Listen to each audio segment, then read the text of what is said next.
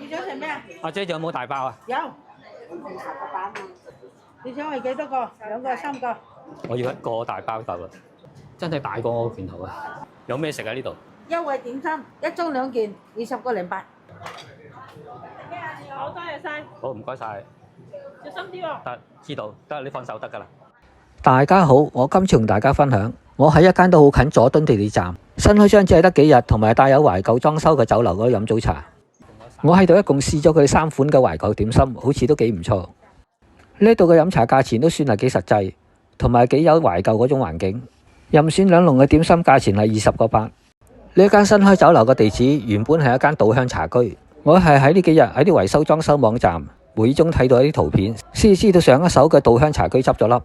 當時見到圖片，稻香茶居個招牌都俾啲師傅拆咗落嚟，而且仲係將啲招牌字就咁放咗喺地下。跟住 OpenRice 嗰度知道呢幾日啱開咗間新酒樓，所以我就今次嚟試下佢哋嘅早茶。到咗啦，呢間就龍珠酒樓，門口阿姐仲喺度派緊傳單。禮拜六禮拜日咧就22個8。見過格局嘅啫。有位啊！有上去啦，有位啊，大把位。有咩食啊呢度？優惠點心，一盅2件，20個零8。係啊，上海而家好多海啊。哦，好啊。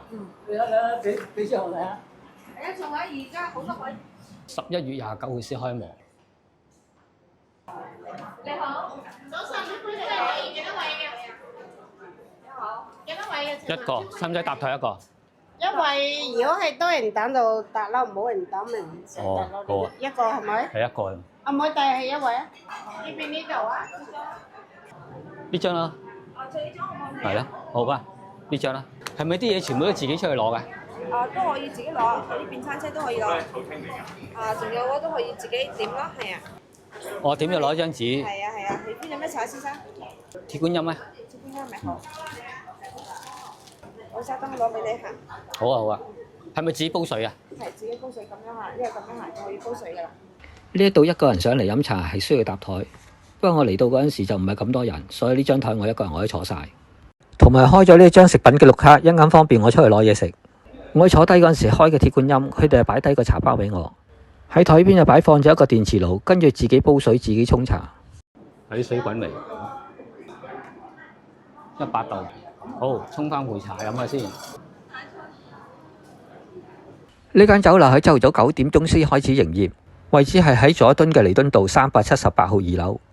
呢度嘅茶錢喺平日星期1到星期5全日都要收10蚊，喺6日同埋假期係會收12。正價點心嘅價錢喺平時1至5、9點至到晏晝2點嘅茶市，小點係20個8，中點24個8，大點27個8，精點28個8，專點31個8。喺2點至3點半嘅下午茶，小點、中點、大點係會平1蚊，精點同埋專點係一樣價錢。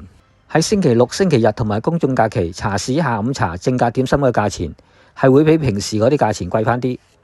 如果唔想行出去攞嘢食嘅話，可以喺呢張點心單嗰度叫嘢食。喺呢張單嘅上邊一共係有12種嘅點心選擇，而且每一樣都注明咗價錢。喺下低一共有13種嘅點心，有2樣係注明咗價錢，另外嗰11樣係用正價點心嘅價錢去計價。呢度仲有一張晨光暖意煲仔飯，臘腸雞粒飯就18個8，鳳爪排骨飯、鹹魚雞粒飯就係屬於小點。跟住睇下呢度嘅飲茶環境，呢度嘅地方望落好似都幾大，一路咁行過去見到通道都算係幾闊落，同埋擺放咗唔少嘅2人細台。喺裝修方面睇落好新淨，可能呢度真係啱啱開張咗幾日。我嚟到嗰陣時將近已經差唔多10點9，可能係冇咩人知道呢度有間咁嘅酒樓。暫時見到嚟幫襯嘅顧客就唔係好多。呢度嘅牆身仲佈置咗喺佐敦區旅遊景點嘅壁畫。喺呢邊嘅牆身仲有福祿壽龍鳳禮堂嘅裝修佈置。呢度嘅天花板就唔算係好高，不過喺燈光嗰方面我見到都算係幾光猛。喺呢度有一個可以自己出嚟攞點心嘅美食亭。喺美食亭入邊嘅牆身仲貼咗一啲嘅點心牌。呢度仲有啲熱辣辣嘅韭菜豬紅同埋藥膳豬手。喺呢度嘅點心任選2籠，價錢係20個8，不過係指定咗係要有黃色邊嗰啲蒸籠。睇嚟係有好多款嘅點心選擇，真係都幾多嘢食，同埋幾似有種懷舊款式嗰種。有鵪鶉蛋燒賣，有粉果，有燒賣。呢保溫箱嘅食品任選2碟，又係20個8。喺選擇方面，有呢啲甜品，有春卷，有馬蹄糕、蘿蔔糕。另外呢邊嘅點心又有唔同嘅價錢嘅，選擇方面有豬腳薑啊、懷舊雞腳扎，有糯米包，又有啲芝麻卷啊、蛋散啊嗰類嗰啲。呢個蝦餃屬於專點。喺星期一到星期五，佢哋嘅時光倒流必點燒鵝瀨係19個8。喺美食亭側邊仲擺放咗一架煎腸粉嘅點心車。可能係而家顧客唔係好多，暫時見到嘅食品只係得幾樣。我行嗰陣時見到其他顧客攞張卡出嚟，揀咗20個8兩款嘅點心。呢度仲有啲阿姐推住架車仔賣下其他嘅嘢，同埋賣下大包。有懷舊雞球大包20個8，雞扎、懷舊鴿腳扎都係經典。抵食。你想食咩啊？阿姐仲有冇大包啊？有，20個8。你想係幾多個？2個、3個？我要1個大包夠啦。1個啊？係啦，3個今晚都唔使食。最大個呢個啊，呢個。係啊係啊，我攞俾你。攞最大個呢個。好，多謝。呢個麻麻地靚，呢個靚啲。呢個靚啲，同埋大個啲。食完晏晝飯都唔使食。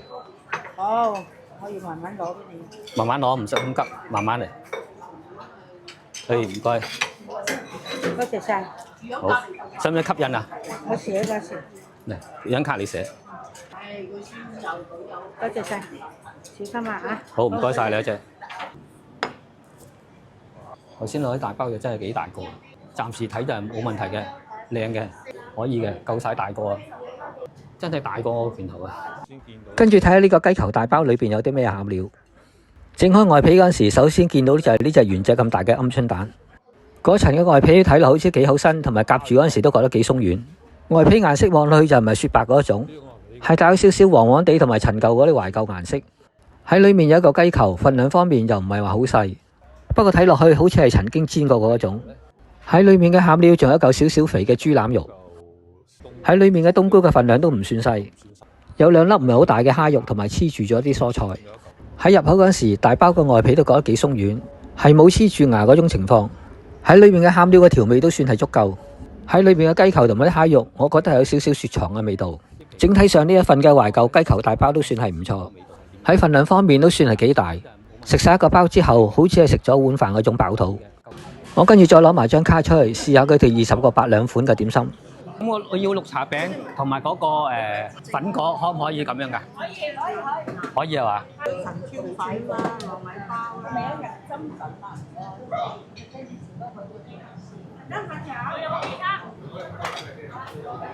好，多謝晒，好，唔該晒。小心啲喎。得，知道，得你放手得㗎啦。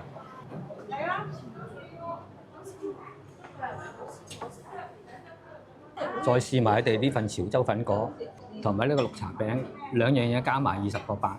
呢一份嘅粉果一籠係有3件，同埋睇落個份量都算係足夠。外形方面同埋賣相睇落好似都唔係好差，放咗喺匙羹上邊嚟睇，差唔多有成隻匙羹咁大。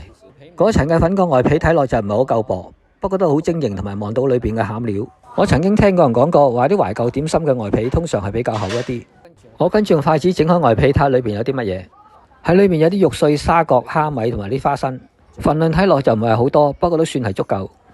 喺入口嗰時，粉果外皮覺得幾軟綿同埋幾煙韌，裏面嘅餡料係帶有啲汁，沙葛係覺得幾爽甜，花生就覺得幾脆口。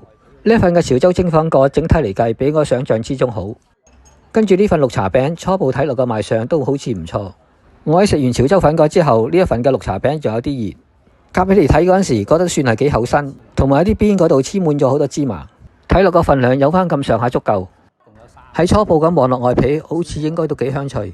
放喺匙羹上邊嚟睇，係遮晒成隻匙羹面好多。我跟用匙羹將件綠茶餅分開兩邊嚟望下，裏面係有啲少少紫色嘅餡料，睇落去應該似係一種芋頭蓉。喺入口嗰時，外皮同埋芝麻係有幾香脆嘅口感，裏面嘅餡料就唔會話覺得好甜。呢一份嘅綠茶餅整體嚟計都算係唔錯。喺結賬嗰時，一份20個8嘅雞球大包，另外要咗2款嘅點心，一共係20個8。一個人嘅茶錢10蚊，連埋加1，總數係56個半。我而家開始人多咗嚟啦。頭先我嚟嗰陣時比較時間早，所以冇咁多人。我而家坐呢個位置好近美食亭，所以見到都而家開始多人。我係坐地鐵嚟到呢個佐敦地鐵站，再喺呢個 B 嘅出口上路面。呢條通道行前多少少有部升降機，可以方便啲長者同埋一啲上落樓梯有困難嘅人士。喺側邊呢一度有條樓梯，我就行呢條樓梯上返去地面。上到嚟 B1 呢個出口，我跟住轉去左手邊向前行。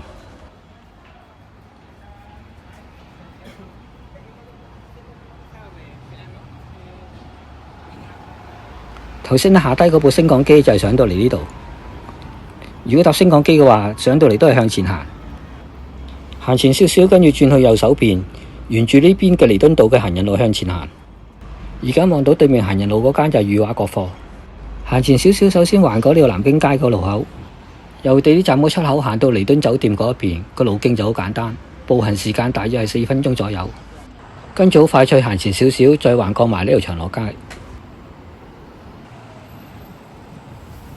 最後橫過埋個路口就係呢一條西貢街。再行過埋呢個地盤嘅位置之後，就可以到達茂林街側邊嘅彌敦酒店。好快脆就可以行到嚟呢間彌敦酒店新開嘅酒樓。由地鐵站嘅出入口行到嚟呢度嘅路徑好簡單，步行時間大約都係4分鐘左右。今次去飲早茶嘅酒樓就係呢間龍珠酒樓，地址係九龍彌敦道378號彌敦酒店2樓。各位，呢條影片就同大家分享到呢度。喜歡呢條影片嘅朋友請俾個 like我，仲未訂閱嘅請撳埋個訂閱掣啊！下一條影片見。